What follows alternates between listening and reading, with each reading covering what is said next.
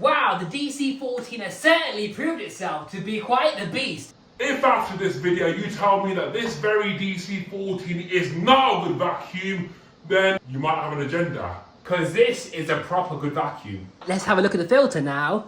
Even though I have overfilled it past the max line more than once, you can still see the blue filter.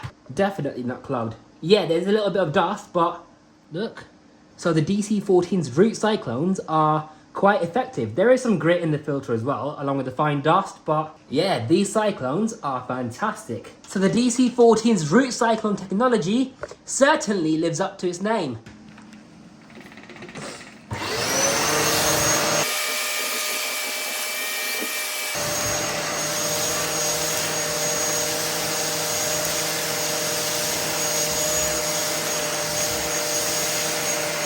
One more torch test.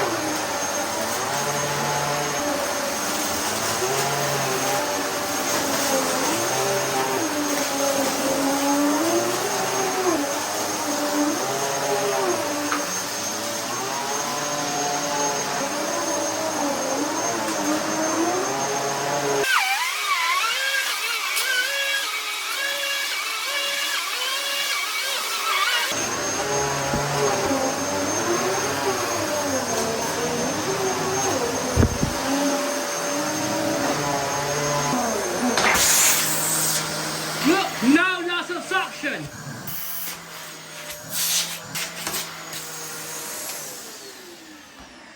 This is why I love these vacuums so much. They're just underrated with their no loss of suction ability. Look at that.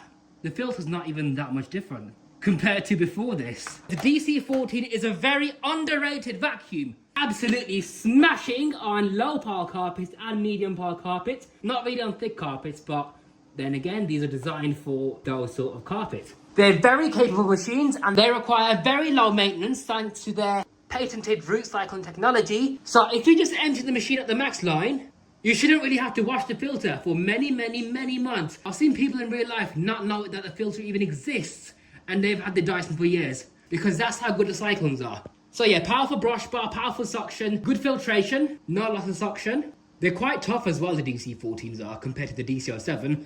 Nothing really breaks on these. Okay, sometimes they can crack around the chassis area, but that's not really common. If you get a late DC14 with the darker colour plastics, they're basically indestructible. They've got the suction power of extremely high wattage motors, yet only consuming 1400 watts. That's impressive on its own.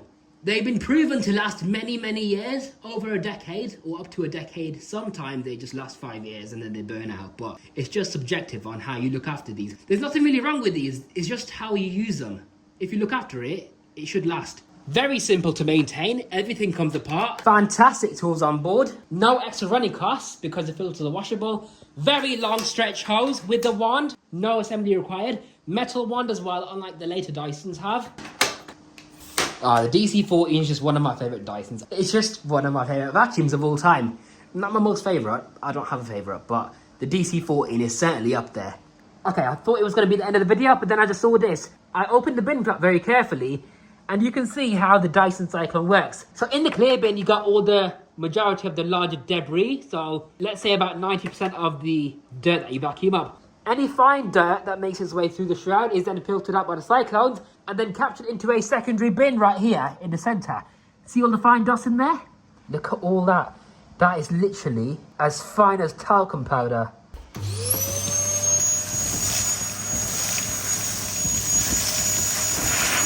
Look at all that thick layer of fine dust.